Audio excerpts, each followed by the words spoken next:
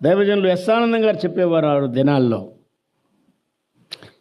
ఆ దాదికి ఫరో కుమార్తె ఇలా చెప్పి ఉంటుందని నేను నమ్ముతున్నాను స్నేహితులారా అని గంభీరంగా చెప్పేవాడు ఆయన. ఏమని అంటే, ఇటుకల పనికి వెళ్ళవద్దు తల్లి,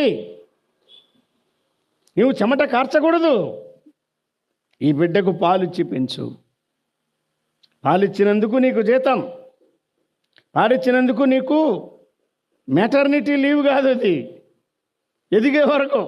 మెటర్నిటీ లీవ్ కొన్ని నెలలే కదా, ఎంతకాలమో చూడండి.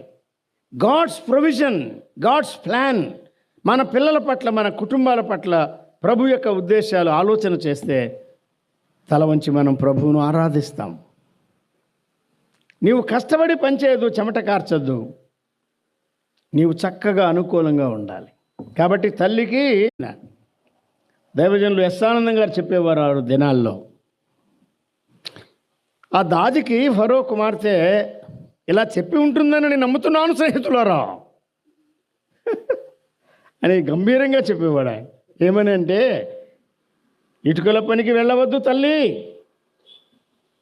నీవు చెమట కార్చకూడదు, ఈ బిడ్డకు పాలిచ్చి పెంచు, పాలిచ్చినందుకు నీకు జీతం, పాలిచ్చినందుకు నీకు మెటర్నిటీ లీవ్ కాదు, అది ఎదిగే వరకు.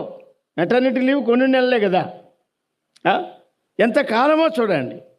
గాడ్స్ ప్రొవిజన్, గాడ్స్ ప్లాన్ మన పిల్లల పట్ల, మన కుటుంబాల పట్ల ప్రభు యొక్క ఉద్దేశాలు ఆలోచన చేస్తే తల వంచి మనం ప్రభువును ఆరాధిస్తాం. నీవు కష్టపడి పనిచేయదు, చెమట కార్చొద్దు, నీవు చక్కగా అనుకూలంగా ఉండాలి. కాబట్టి తల్లికి